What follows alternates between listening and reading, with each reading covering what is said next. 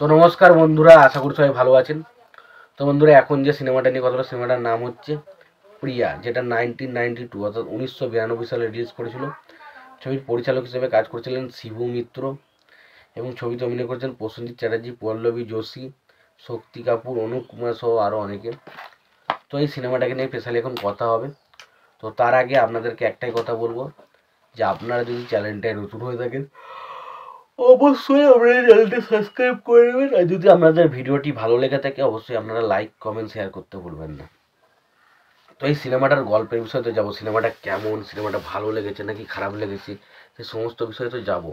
তো তার আগে দেখে নেবো সিনেমার প্রযোজক, পরিচালক, সঙ্গীত পরিচালক হিসাবে কারা কাজ করেছে এবং তারপর নয় সিনেমাটার বিষয়ে আলোচনায় যাব।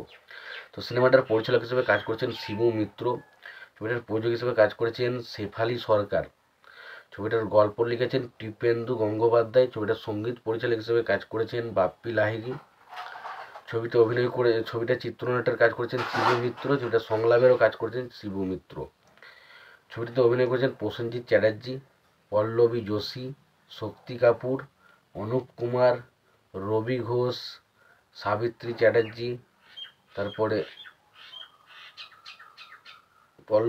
পল্লবী চ্যাটার্জি, কৌশিক ব্যানার্জি, সন্দীপ বসু, রথিন মজুমদার। তো এরা অভিনয় করেছে ছবিটার মধ্যে। ছবিটা যদি গল্পটা বলি, এখানে দুই বন্ধুর গল্প আমরা দেখতে পাই, যেখানে দুই বন্ধু তারা একে অপরকে খুব ভালোবাসে এবং তারা ছোটোবেলাতেই ঠিক করেছে তাদের ছেলে মেয়ে হলে তারা একে অপরের সঙ্গে বিবাহ দেবে। তো এরকম একটা তাদের মধ্যে একটা সম্পর্ক তৈরি হয় এবং এই ক্যারেক্টারটা যখন পরবর্তী সময় একজন ক্যারেক্টারের সংস্পর্শে আসে এবং সেই ক্যারেক্টারটা একটু কূটনীতিবিদ ক্যারেক্টার, সে কখনোই চায় না যে এখানে যে একজন বন্ধুর মেয়ে রয়েছে তার মেয়ের সাথে সেটার বিবাহ হোক। তো সেই কারণে সে বিভিন্ন রকম কুটচাল খেলতে শুরু করে এবং একটা টাইমের পর তার মেয়ের সাথে কিন্তু তার ছেলের বিবাহ দিতে সিদ্ধান্ত নেয়।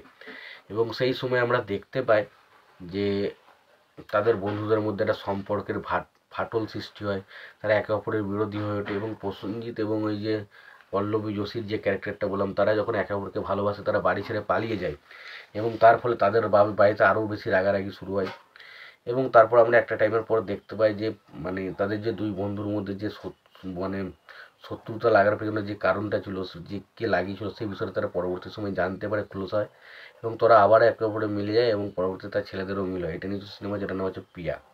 তো এই সিনেমার গান কিন্তু বেশ ভালো। ছবির মধ্যে কিছু ইমোশনাল পয়েন্ট আছে, সেগুলো কিন্তু অবশ্যই ভালোভাবে ওয়ার্ক করে। ছবির চিত্রনাট্য ঠিকঠাক, অসাধারণ কিছু না যে দারুণ কিছু লেগেছে সেটাও না, ঠিকঠাক। আপনি দেখলে বোরিং যে খুব একটা লাগবে সেটা কিন্তু নয়।